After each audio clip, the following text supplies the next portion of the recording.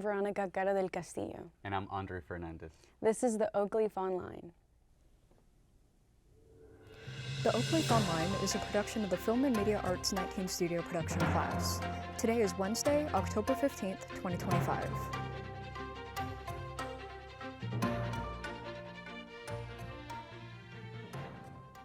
Breaking news for the last week, Wednesday, October 8th.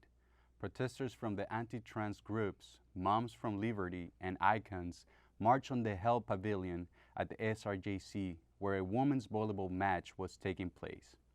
Protesters were there to oppose the participation of an SRJC trans volleyball player who garnered national attention after 3 teammates filed a Title IX complaint against her, calling for her removal from the team.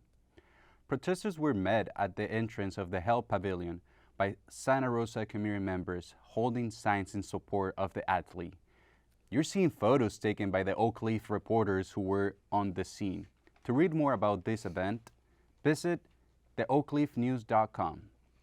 And to attend an SRJC women's volleyball game, view their schedule at srjcathletics.com.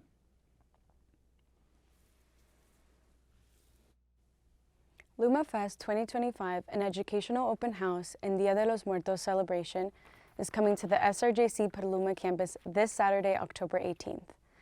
The event will take place between 11 a.m. and 3 p.m. and will host live music, science shows, art activities, and local food vendors.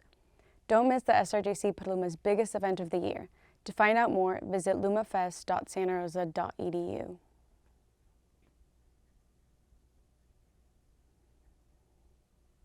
Like Lumafest, the SRJC's Petaluma campus is home to unique events year-round.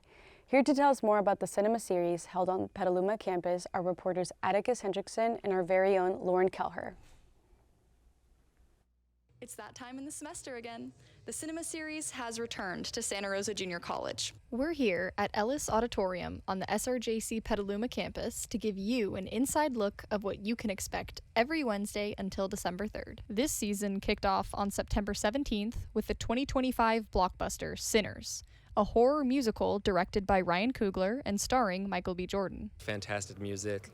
Ryan Coogler, fantastic director. Wasn't like super impressed, honestly. It just seemed like another vampire movie to me. An hour-long program runs before the film's 7 p.m. screening, followed by after-film discussions until 10 p.m., hosted by SRJC professor Mike Traina. I'm Mike Traina. I'm the senior film faculty member here. Teach a variety of film studies, film history, media studies. We've played hundreds of films over the last 17 years here. We're always building a brand new schedule, and I'm always trying to have a kind of mix of foreign films, classic films, independent films, and some popular big blockbusters each season. Obviously the guitar is a key symbol. I thought it was a pretty deep and thoughtful discussion about the movie on the very first night. Makes me very excited and optimistic for where we can get to by the end of this season. General admission is $7, while SRJC students and seniors only pay $6. For the first time, the cinema series, in partnership with the Courtyard Cafe, will be offering the Dinner in a Movie package. From 5 to 7 p.m., attendees can pay an extra $13 for a sandwich or salad,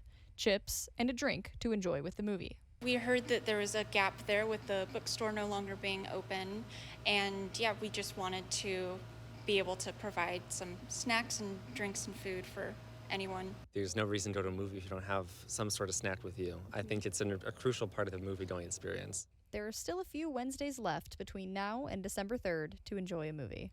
Until then, my name is Lauren, and this has been the Oak Leaf Online.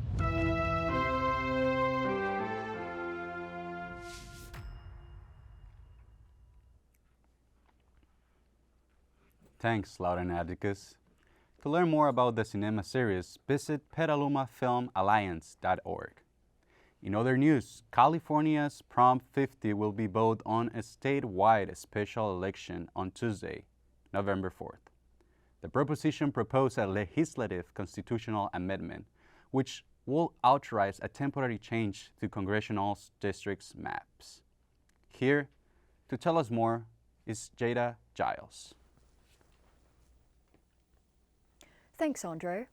Proposition 50, or the Election Rigging Response Act, is a direct response by Governor Gavin Newsom to the unusual mid-decade redistricting that took place recently in Texas, which has the potential to create 5 new Republican representative seats in Congress.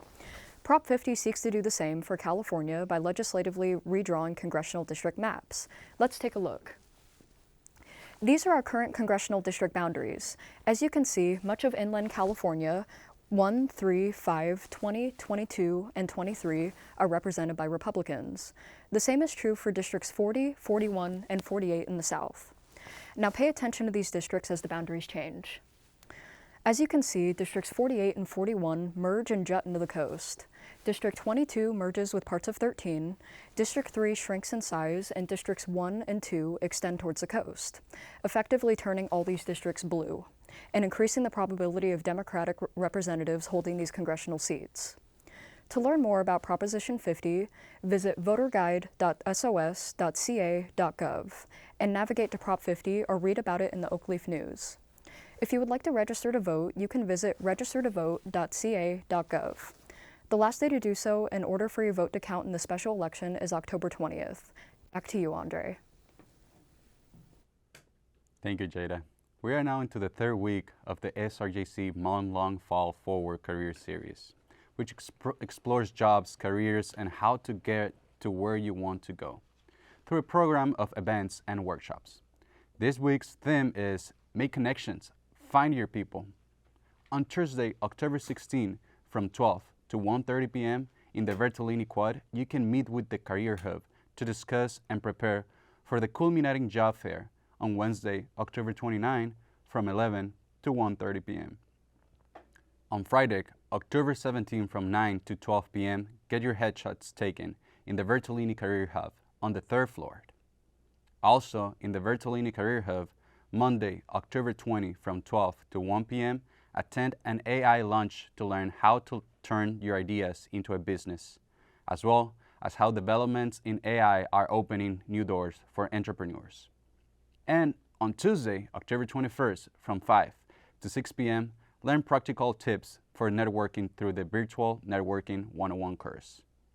Register through Handshake to attend any of these events or workshop.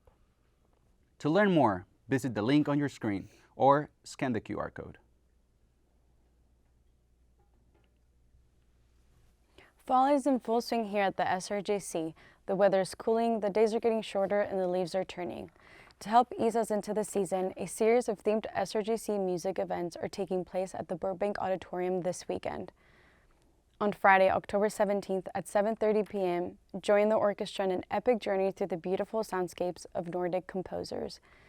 Visit the symphonic and jazz bands on Saturday, October 19th at 7:30 p.m. to step into a world of heroes, villains, and adventures through epic tales, music from films and games, or experience the power of music to inspire change with chamber singers and the symphonic chorus. In United We Dream on Sunday, October 19th from 4 to 5:30 p.m.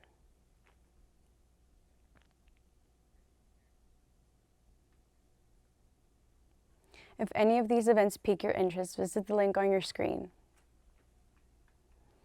Now to show us a fun way to take advantage of the season's harvest is the Oakleaf News alumni, Nikki and Genesis.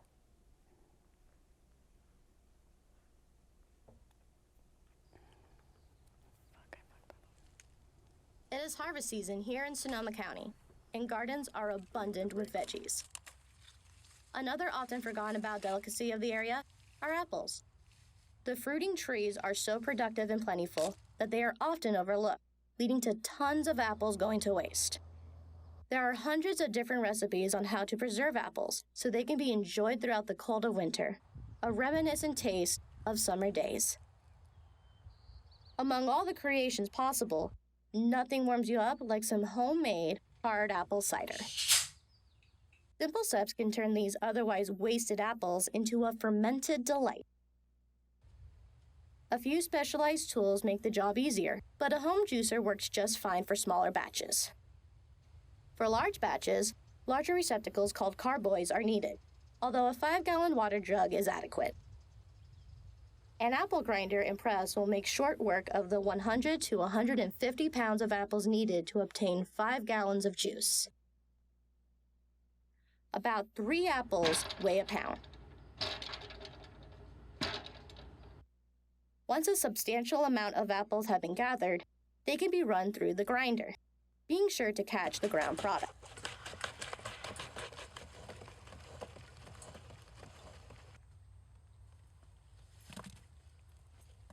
When enough is collected to fill the press, take a break from grinding and fill the press with the apple shavings. Have a bucket already in place when dumping. Liquid will begin to pour before any pressure is applied. Crank the screwing mechanism until the amount of juice coming out stops, increasing after each torque, flowing to a drizzle. Reserve the crank and empty out the spent apple shaving. Repeat until you have a total of about 4 gallons of liquid. Funnel juice from the bucket into the carboy.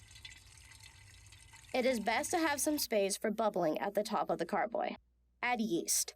We are using an M2 wine yeast. Its alcohol content can reach the mid to low teens, making it fermented dry, meaning the yeast have eaten all the sugar. During the fermentation process, you have the choice to either create a bubbly apple cider or a high-gravity apple wine. This is dependent on how long it is left to ferment, and if any additional sugar is added. After 4 weeks, your elixir will be ready for racking and bottling. In order to prevent the alcohol from turning into vinegar while storing, add half of the sulfite tablet per gallon to cider. Siphon the produced cider or wine from carboy into clean, sealable bottles. Once racked and bottled, you can indulge right away or let age for as long as you desire. Drink home brew responsibly. This film was brought to you by the Fall 2016 J55 Video Journalism class.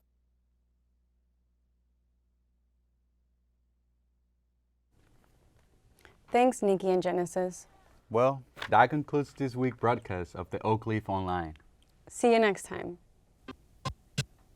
This has been a production of the Film and Media Arts 19 Studio Production class.